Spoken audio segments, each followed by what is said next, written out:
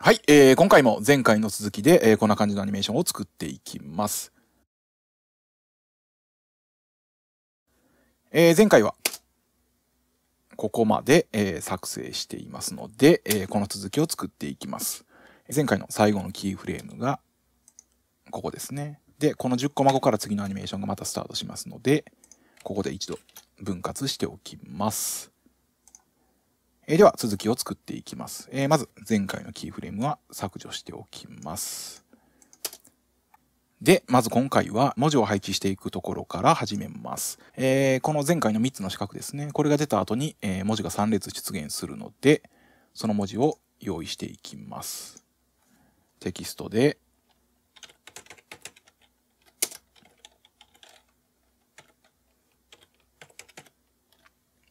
文字を打ち込んで配置していきます。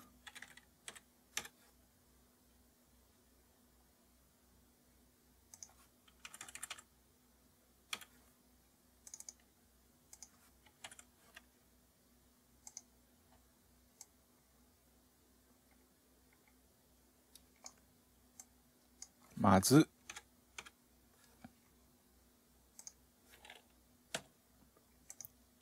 1列目がこんな感じですね。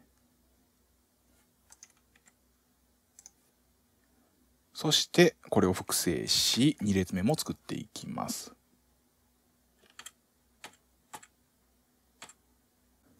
あ、スペル間違ってますね。中とリアル。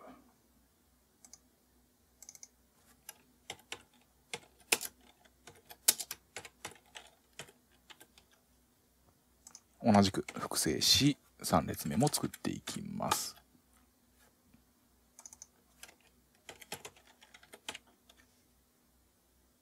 こんな感じとしておきます。で、この3つの四角ですね。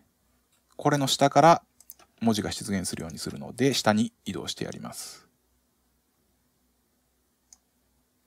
で、それぞれ一文字ずつマスキングしておきます。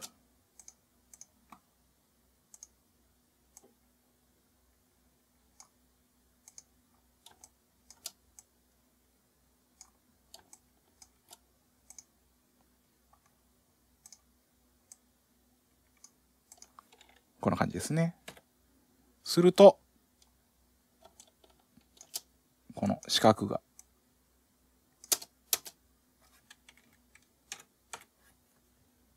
で、スタート位置ですね。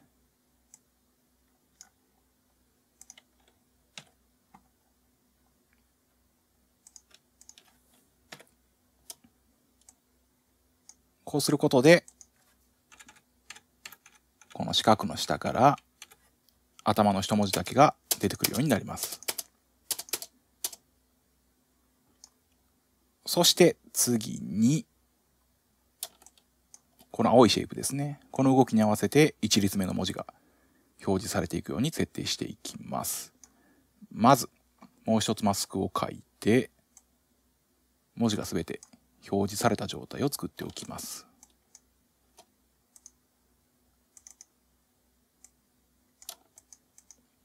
こんな感じですね。そして、シェイプの動きですね。この時点で文字がすべて表示されているので、マスクにですね、こちらのマスクパスにキーフレームを打っておきます。そして、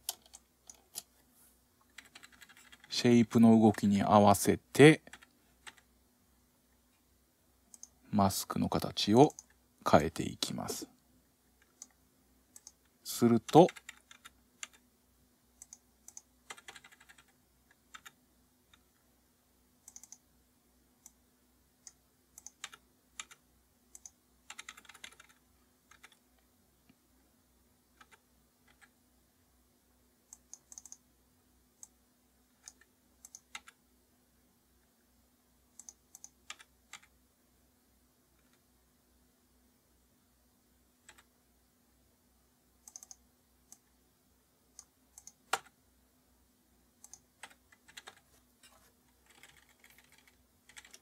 こんな感じですね。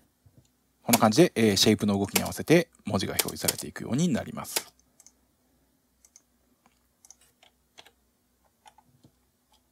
で、さらにシェイプの動きを作っていきます。まず、このシェイプですね。アンカーポイントを右上に移動してやります。コントロールをしながら吸着させます。スタート位置にスケールのキーフレームを打ち、6個まで左に広がっていくように設定していきます。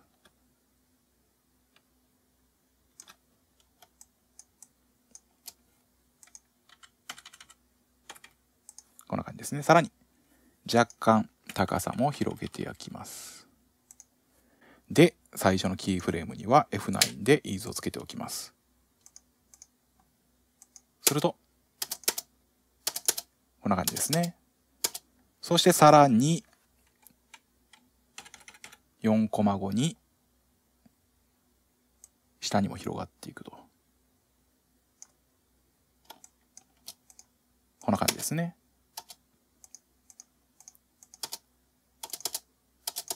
で、設定をしておきます。そして分割しておきます。コントロールシフト D ですね。で、スケールのアニメーションはキーフレーム削除しておき、さらにアンカーポイントを左下へ移動してやります。こんな感じですね。で、またスケールにキーフレームを打ち、4コマで高さのスケールが小さくなっていくと。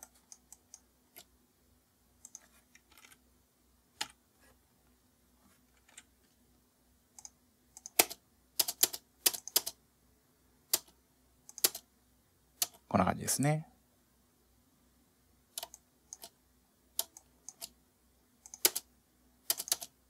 さらに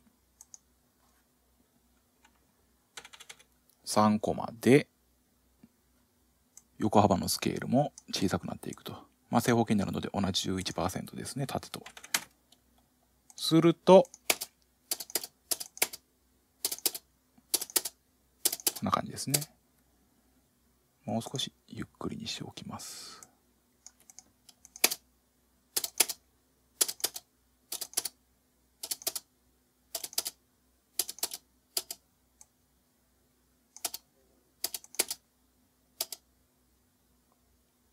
で、真ん中のキーフレームには F9 でイーズをつけておきます。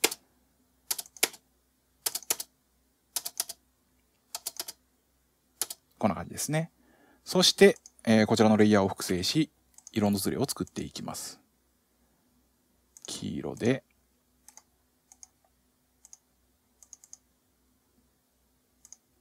塗りですね。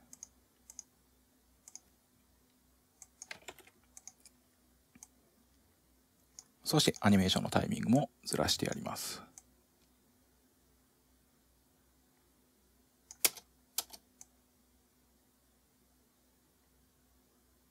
さらにもう一つ複製し、次はピンクですね。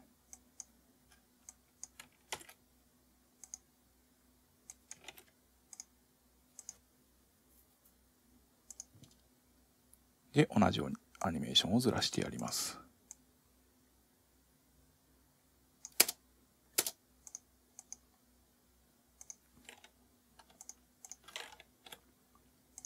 すると、こんな感じですね。そして全体のスピードを若干速めておきます。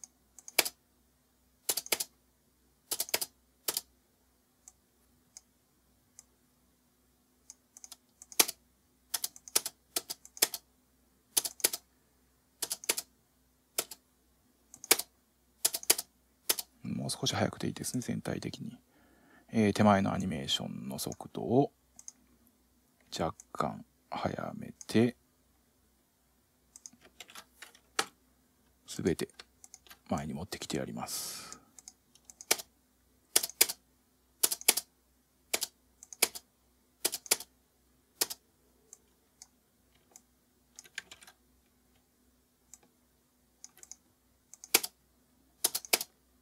こんな感じですね。で、さらに、このシェイプの動きに合わせて、2列目と3列目の文字も表示されていくようにしていきます。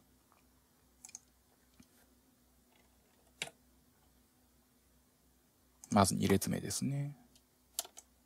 またマスクで先に文字がすべて表示された状態を作っておきます。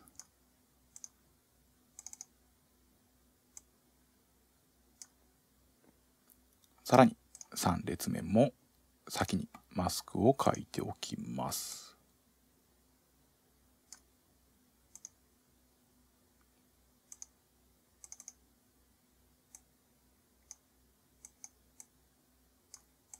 こんな感じですね。そしてシェイプの動きに合わせて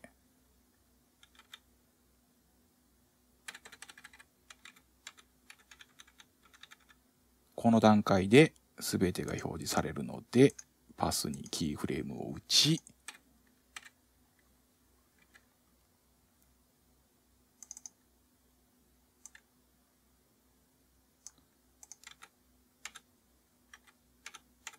こんな感じですね。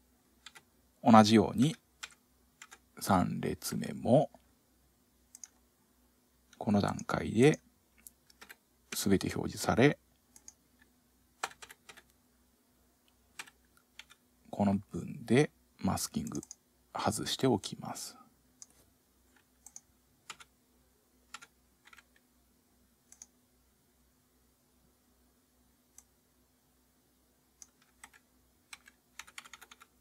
こんな感じですね。これでシェイプに合わせて文字が表示されていくアニメーションが完成しました。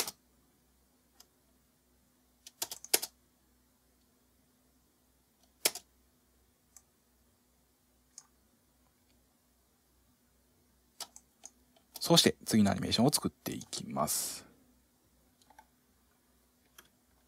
このシェイプがちょっと小さすぎますね。1になってますね。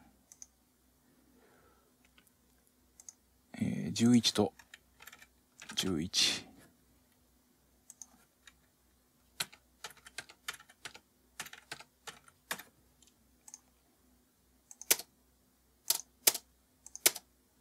これですね。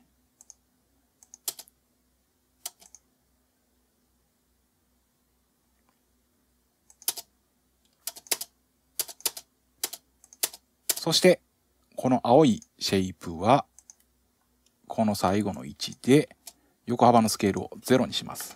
で、表示が消える形になります。ですので、後ろは Ctrl+Shift+D で削除しておきます。ピンクも同じように横幅0。で、表示が消えてなくなります。そして、黄色のみが正方形で残った状態で、この部分から1のキーフレームを打ち、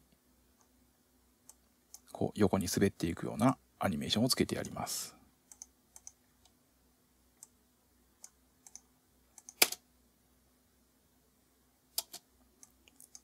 で、最後のキーフレームには F9 で Ease を。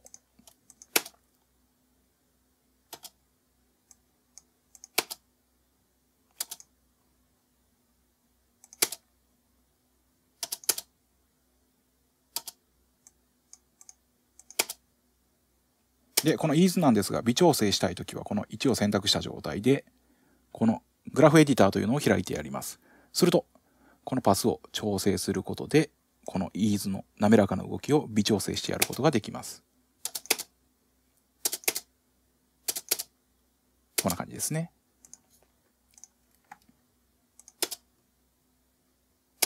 で、ここでまた一つアニメーションを分割しておきます。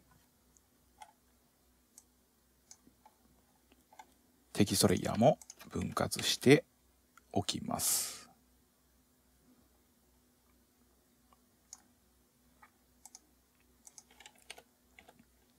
ここまでが、文字が出現するアニメーションですね。こんな感じになっています。では最後に、この文字の枠を作っていくアニメーションを作っていきます。まず、新規平面を作成し、長方形ツールで、ざっくりと長方形を作ってやります。で、透明度を半分にして長方形の形を小節していきます。左下の点がこのシェイプの中心に来るように設定してやります。そして長方形自体のバランスは、文字がきれいに収まる程度に設定しておきます。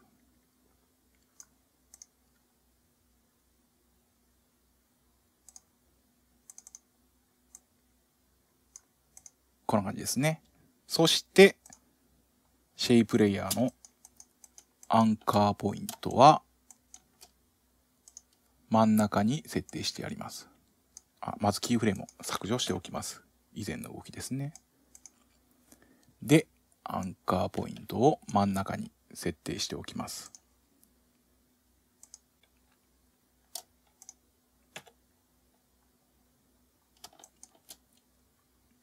で、まず、この平面に書いたマスクですね。これのパス、これをコピーします。で、シェイプレイヤーの位置にペーストしてやると、キーフレームが打たれます。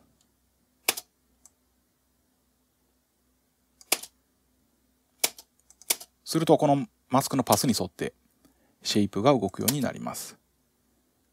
で、動きが逆回転になっているので、キーフレームの順番を入れ替えていきます。まず、このキーフレームには、時間ロービング、時間の均一がかかっているので解除します。で、すべてのキーフレームに F9 を打っておきます。で、最初の位置が、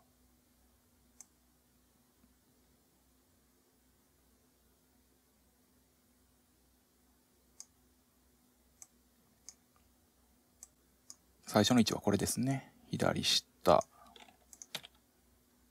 で、上。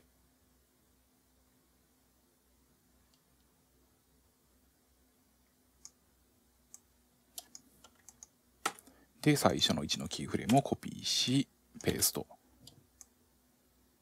すると、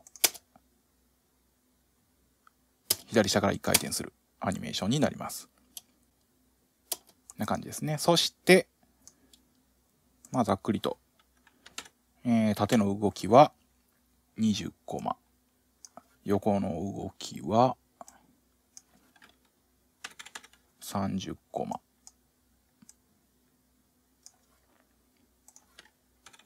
という感じのキーフレームの間隔にしてやります。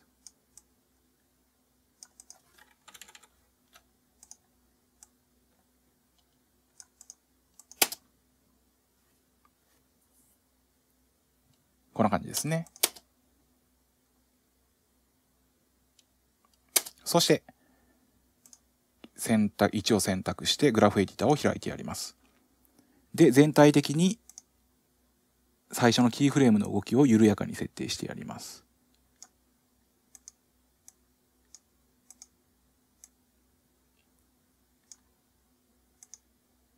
こんな感じですね。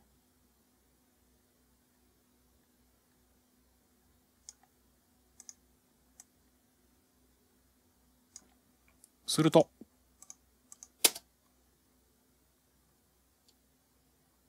こんな感じになります。で、キーフレーム全体の速度を上げてやります。すると、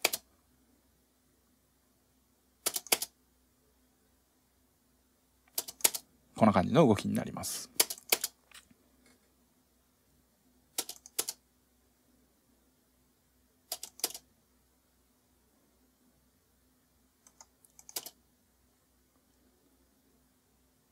こんな感じですね。で、このシェイプレイヤーの動きに合わせて、このマスクですね。不透明度を100に戻して、エフェクト、描画、線を適用してやります。で、ペイントスタイルは透明にし、ブラシサイズは1、ブラシの硬さは100に設定してやります。で、ちょっとマスクは邪魔なので非表示にします。で、マスクの頂点ですね、スタート位置を変更してやります。マスクの最初の頂点を設定。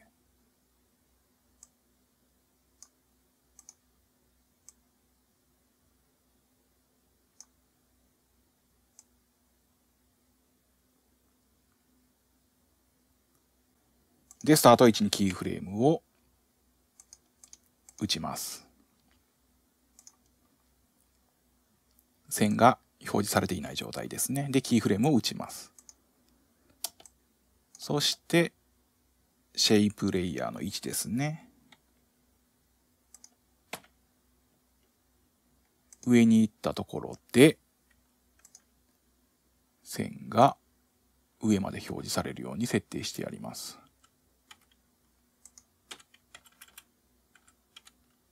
こんな感じですね。そして次は横ですね。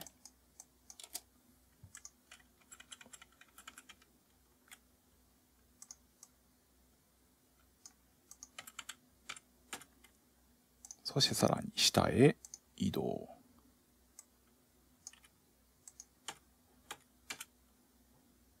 で、最後はすべて描かれると。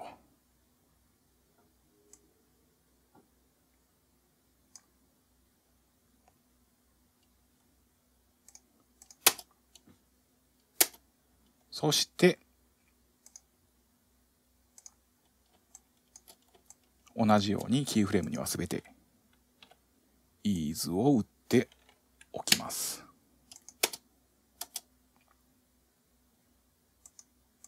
で、同じようにグラフエディターで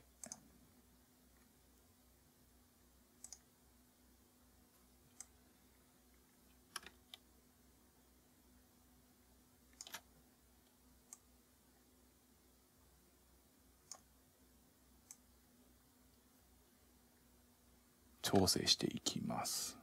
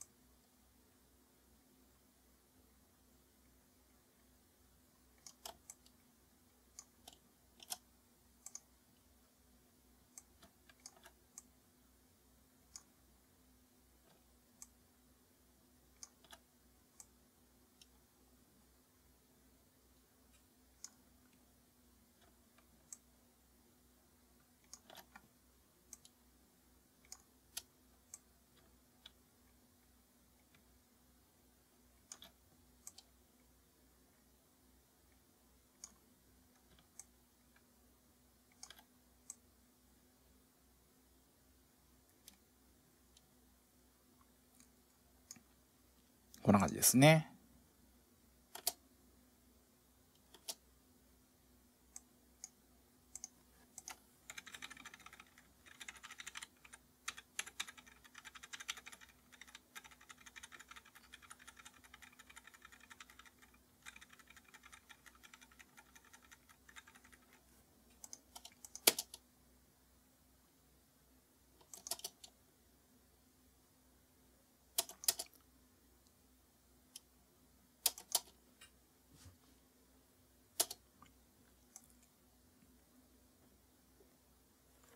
そして線は描くのをここで止めておきます。閉じない感じですね。縁枠を。そしてシェイプ自体はまた滑って外まで移動していくと。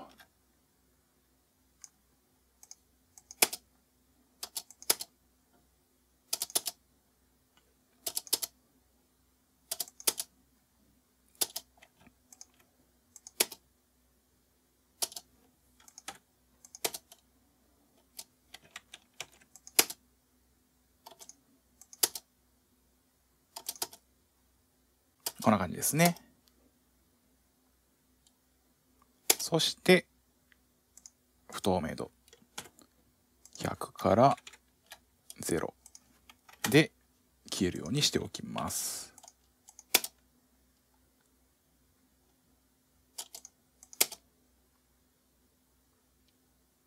こんな感じですね。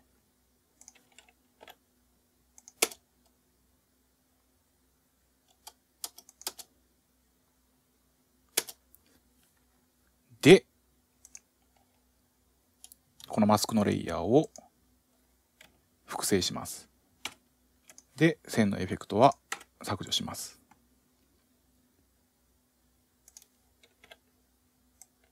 シェイプがこのたどり着いたと同時ぐらいに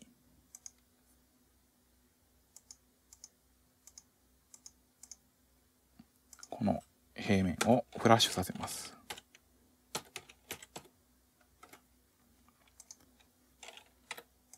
不透明度100から5個まで0になると。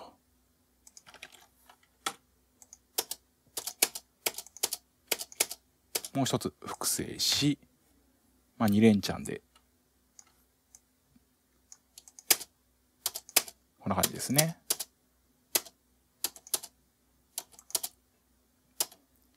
そしてさらにもう一つ複製します。で、不透明度は100にしておき、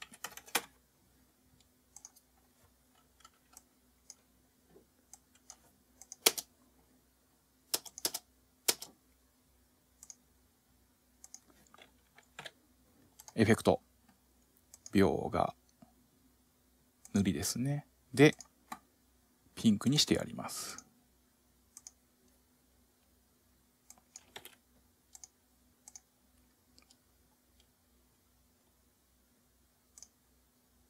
で、さらにエフェクト、トランジションのリニアワイプで、こう出てくるアニメーションですね。を設定していきます。出ていない状態から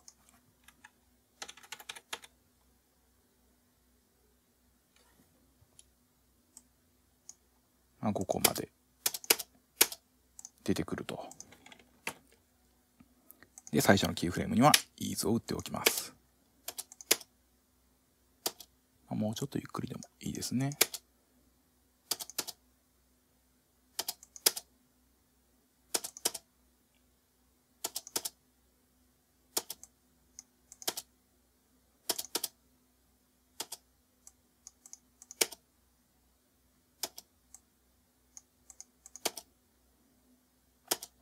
で、さらにフラッシュをもう一つ複製します。で、このピンクが出現したと同時にフラッシュがもう一度光る感じですね。そしてこのフラッシュと同時に別のテキストが出てくると。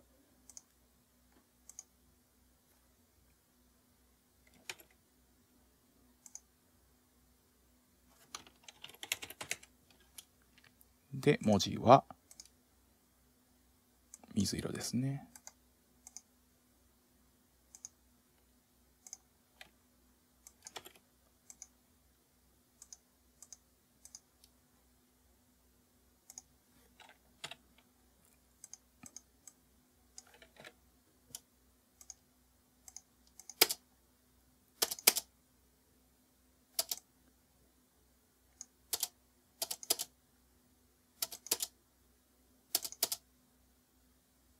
こんな感じですね。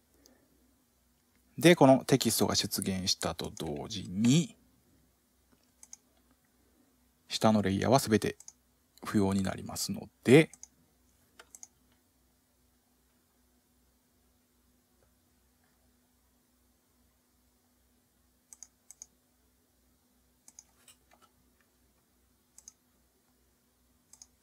不要なものは削除しておきます。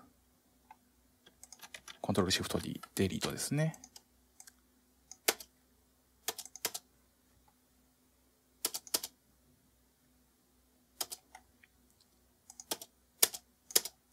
そして最後に、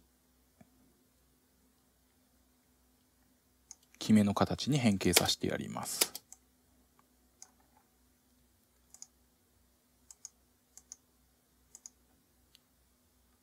このピンク色のフラッシュの平面ですね。これをマスクで3分割してやります。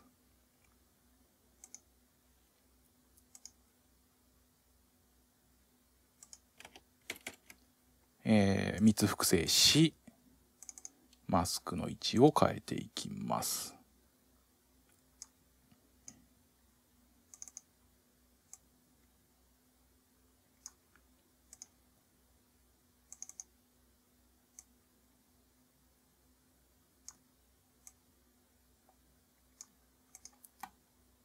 まあざっくりですが3分割しました。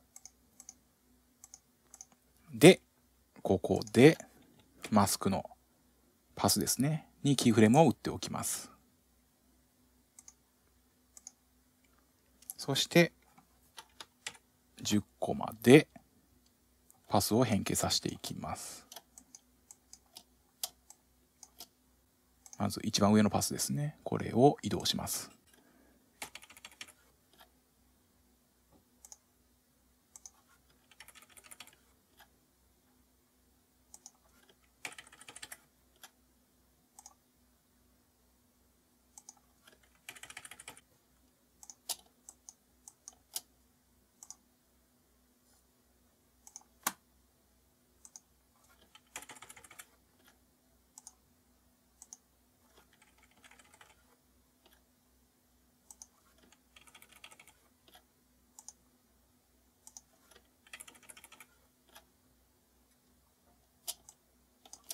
こんな感じですね。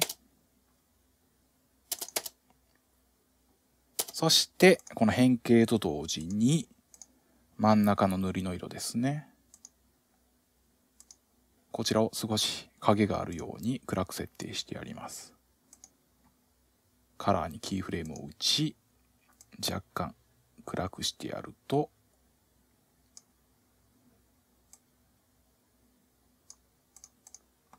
こんな感じで影があるようになります。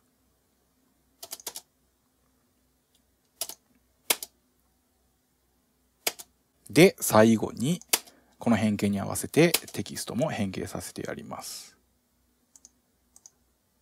テキスト。アニメーターから Y 極を追加します。で、Y 極にキーフレームを打ち、同じように変形させてやります。これぐらいですね。すると、こんな感じですね。これで全体のアニメーションが作成されましたので、一度見てみます。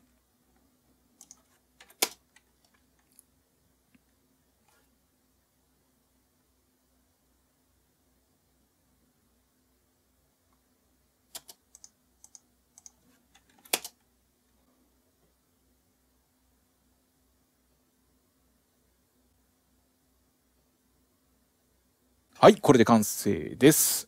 こういった平面のアニメーションですね。まあ、パッと見複雑そうに見えて難しそうに見えるのですが、まあ、大体のものがアフターエフェクトの基本的なトランスフォームですね。移動変形、あとまあマスキング、まあ、このあたりの基本機能だけを、細かく組み合わせていくことで再現できたりしますので、まあ、いろいろ工夫して作ってみてください。今回は以上です。またお会いしましょう。